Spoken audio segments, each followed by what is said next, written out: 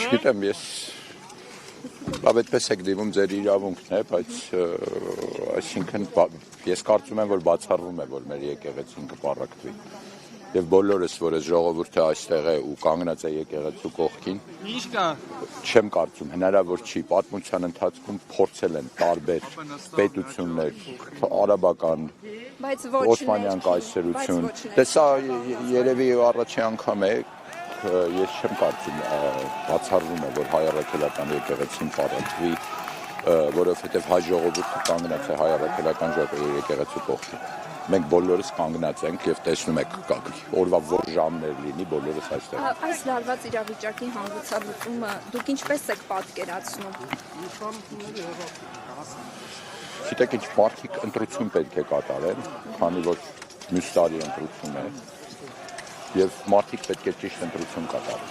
Առաջի հերթին անընդունելի էր, որ 21 թվականին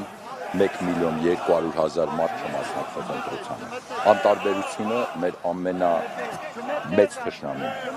10 եպիսկոպոսներ ովքեր եկել հանգստի կոչման հեռացան այստեղից նստեցին մեքենան, անվտանգության իշխանություններով ոմանք նաև ասեցին անվտանգությունից երկրորդ դեմքերի դրաման են թակում։ Ո՞նց է ստանալու մայրաթորի տարածում զայր Գիտեք ինչ,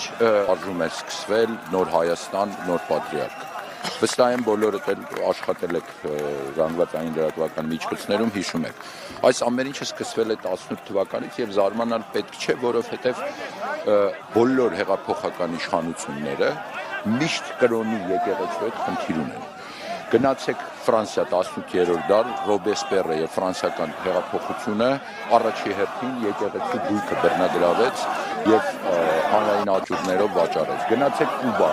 Կուբայի հեղափոխությունը, բոլշևիկների հեղափոխությունը, բոլոր հեղափոխական իշխանությունները կրոնի հետ խնդիր ունեն։ Մեկը փորձում է կրոնը ոչնչացնել, մյուսը փորձում է իր հսկողության տակ դնել։ Հիմա այս դեպքում կներեք էլի պարոն Գասպարյան, այս դեպքում ձեր կարծիքով իշխանությունը ինչին է ձգտում, իրեն ենթարկեցնել, թե այլ որևէ կառույց ստեղծել իր համար։ Որը կստացվի կամ ենթարկեցնել, կամ ենթարկվի եկեղեցին քաղաքական իշխանությանը, կամ եթե չենթարկվի, հնարավոր է նաև նոր կառույցի տարբերակը, որը կստացվի։ Բայց խնդիրը ժողովրդի դուք հարց տվեցիք, ինչի է սա կատարվում, մեր ժողովրդի անտարբերությունն է։ Ես վերադառնալով 21 թվականի ընտրությանը եւ Երևանի քաղաքապետի ընտրությանը 600,000 մարդ չմասնակցեց այդ ընտրությանը։ Սա, այսինքն ես հասկանում եմ, որ այդ ինչ-ինչ պատճառներով մարդիկ չեն ուզում դուրս գան մասնակցեն ընտրությունների, բայց հիմնական խնդիրը իմ կարծիքով չմասնակցությունն է։ Եվ մյուս տարի, այսինքն կարծում եմ այս բոլոր իրադարձություններից հետո մարդիկ պետք է եզրակացություն անեն եւ անպայման մասնակցեն ընտրությանը։ Հիմա դուք իրավիճակի հանգուցալուծումը, պարոն Գասպարյան, ինչպես եք տեսնում, ինչ պետք է լինի ստեղծված իրավիճակում, որպեսզի խաղաղ անցում կարողանա։ Ես չեմ կարծում խաղաղ անցում կլինի, ես չեմ տեսնում այդ ճանապարհը։ Կներեք, անկեղծ ձեզ ասեմ, եթե իրատեսական նայենք, դուք ոնց եք տեսնում խաղաղ անցումային տարբերակ։ Ես տեսնելով մի կողմի հարձակումները եւ ագրեսիվ քաղաքականությունը եկեղեցու հանդեպ եւ նաեւ որոշ հոգեվորականների դիրքորոշումը, որոնք մինչև հիմա հոգեվորական են, իսկ մյուս կողմից էլ ժողովուրդը, որը հայ առաքելական եկեղեցու կողքին է, ես չեմ տեսնում խաղաղ, սա շարունակվելու է։ Կարծում եք միայն մի կողմ է ագրեսիվ։ Իսկ դուք որ եկեղեցու կողմից ագրեսիա տեսնում եք։ Ես հարցնում եմ։ Չէ, եկեղեցու կողմից ագրեսիա չկա, ուղղակի հայ առաքելական եկեղեցու դիրքորոշումը Արցախի վերաբերյալ եւ որ